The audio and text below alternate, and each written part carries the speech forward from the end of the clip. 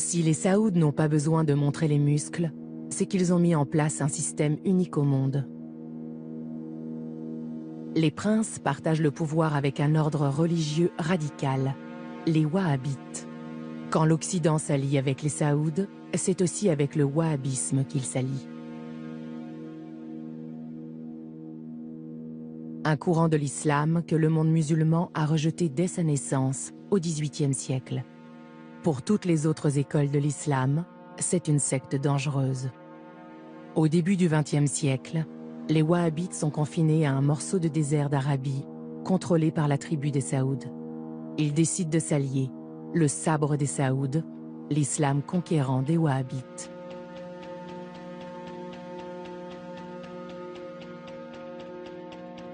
Au sortir de la Première Guerre mondiale, les Britanniques sont devenus la principale puissance coloniale de la région. Ce morceau de désert ne les intéresse pas. On n'y a pas encore trouvé de pétrole. Les Saouds et les Wahhabites peuvent poursuivre leur conquête. Les Britanniques les laissent s'emparer de la Mecque. Ils n'ont pas conscience alors de ce qui se joue devant eux. Les musulmans qui ne partagent pas leur conception de la religion sont des mécréants, et donc il est légitime de déclarer le djihad contre eux, c'est-à-dire de les combattre au nom de l'islam pour étendre le territoire de l'Arabie saoudite, c'est-à-dire, selon cette logique, étendre le territoire de l'islam, puisqu'ils considèrent d'une certaine manière qu'ils sont les seuls musulmans. Mais le chef du clan, Ibn Saoud, perd le contrôle de ses guerriers fanatisés. Il s'attaque à des territoires aux mains des Britanniques. Ibn Saoud doit les écraser. Il va le faire avec l'aide des Anglais et arrête le djihad. C'est à ce prix que l'Arabie saoudite peut voir le jour en 1932. Ibn Saoud a trahi le projet de conquête des Wahhabites. Mais ils vont le soutenir malgré tout. Grâce à ce royaume, ils peuvent enfin appliquer leur vision de l'islam sur un vaste territoire. Les oulémas, les responsables religieux, défendront toujours le pouvoir des Saouds.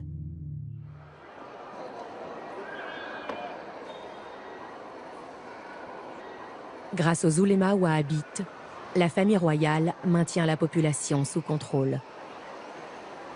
En échange, le roi s'engage à exporter leur vision de l'islam, à les soutenir dans la mission dont ils se sentent investis. Purifier l'islam, éliminer les sectes. Qu'ils soient chiites, soufis, malikites, tous les courants de l'islam sont visés. Ce projet, les oulémas saoudiens vont le mettre en œuvre sous le regard bienveillant des Occidentaux.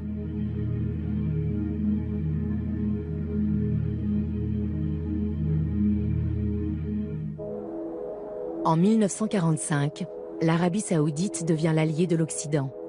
À la fin de la Seconde Guerre mondiale, le président américain Franklin Roosevelt veut un accès total et exclusif au pétrole saoudien. Un pacte est scellé entre les deux pays. Ibn Saoud obtient que les États-Unis ne protègent pas seulement son royaume, mais sa dynastie.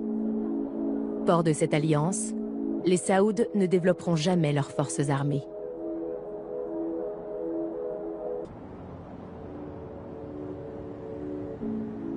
L'Arabie saoudite va offrir l'asile aux principaux opposants à Nasser, les frères musulmans.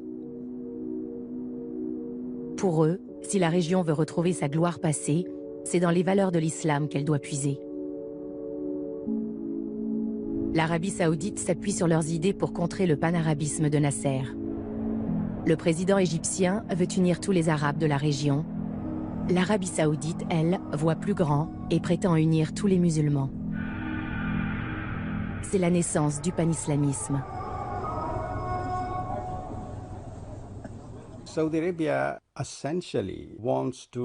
L'Arabie saoudite, au fond, veut être le leader du monde musulman. Et si elle parvient à rassembler les musulmans au sein d'une seule et même communauté, alors elle peut exercer un immense pouvoir.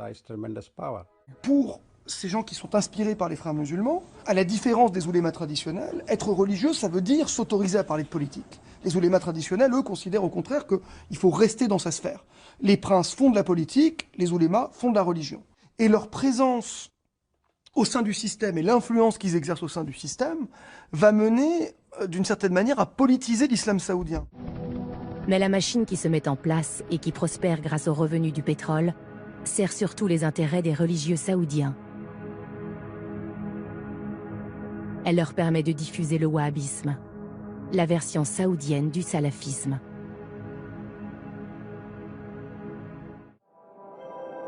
Voici ce qu'est devenu la Mecque. 2 millions de croyants s'y rendent en pèlerinage chaque année. Aujourd'hui, seul le wahhabisme peut y être prêché.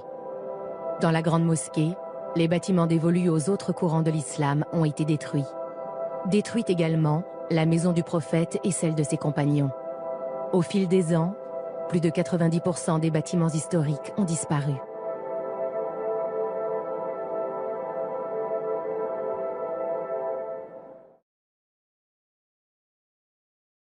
L'Arabie saoudite se transforme alors. نقدم لكم الآن بعض الموسيقى العربية ونبدأ بأغنية سعودية من المطربة ابتسام لطفي واسم الأغنية وداعاً.